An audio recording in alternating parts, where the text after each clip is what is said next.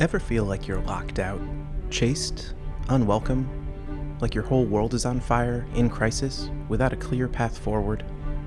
I'm thinking I should go. It's a perfect size for someone alone. I like it. I do. I'm just really concerned about dying in the fire.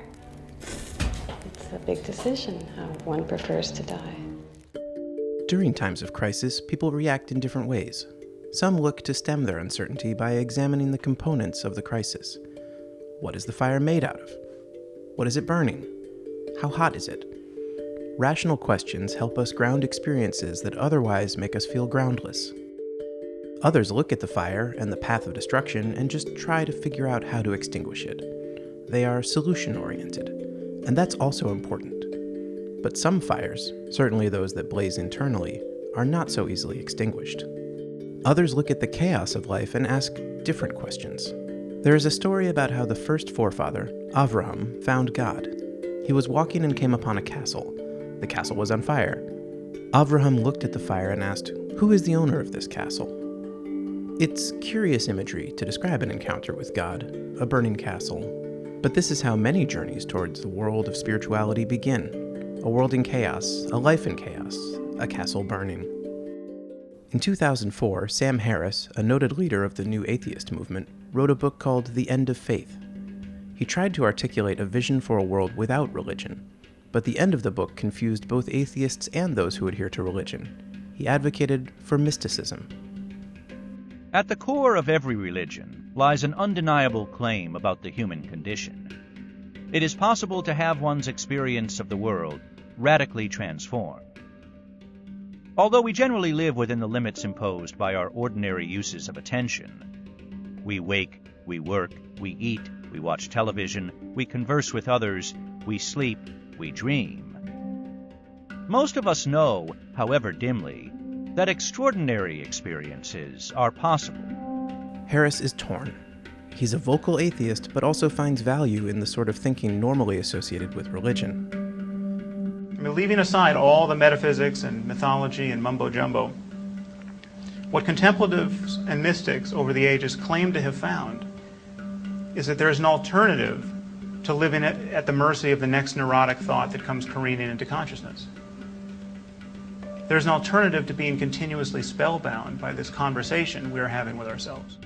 For the religious community, it sounded like he wanted to have his mystical cake and eat religion too.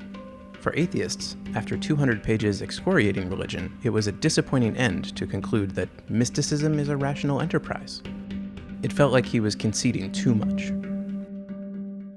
Jewish mysticism, known as Kabbalah, meaning to receive, is the third pillar of Jewish wisdom, so to speak. In Tehillim, Psalms, a verse describes three forms of Torah, received from on high. Alisa lamarom shavisa shevi lachakta matanos ba'adam. You went to the heavens and took captive purchased gifts. There are three descriptions here of acquiring something: captivity, shevi, purchase, lakachta, and gift, matanos. These represent the three forms of Jewish wisdom. The first, the written Torah, is a gift given from God to man. It's unilateral, whereas a purchase is a bilateral transaction. That is the second, the oral law. It's the product of human interpretation, a conversation of sorts. Shiva refers to mysticism, the third, meaning to take something captive. The word Shevi is an acronym for Shimon Bar Yochai, the personality behind Jewish mysticism, most notably the Zohar. Why is mysticism described as captive? To answer this, we turn to perhaps the most prolific scholar of the study of Jewish mysticism, Gershom Scholem. Gershom was a German Jew who lived from 1897 to 1982 and was the first professor of Jewish mysticism at Hebrew University. He lived a complicated and contradictory life in many ways. There's a famous anecdote between Gershom and the famed Talmud professor Rabbi Saul Lieberman. Saul was a Talmudist who was not all that interested in mysticism. He was dismissive of its ethereal and seemingly irrational bent. In 1957, when introducing Gershom before a lecture, he remarked, "Nonsense is nonsense, but the history of nonsense is a very important science."